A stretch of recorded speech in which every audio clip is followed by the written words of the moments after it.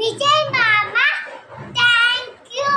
நீங்க ஒன் சாப்பிட்டு மூணுதுக்கு தேங்க்யூ விஜய் மாமா. நம்ம நம்ம நம்ம நாடே நல்லா இருக்கும். நம்ம நம்ம நம்ம நம்மளும் நல்லா இருப்பாங்க. தேங்க்யூ விஜய் மாமா.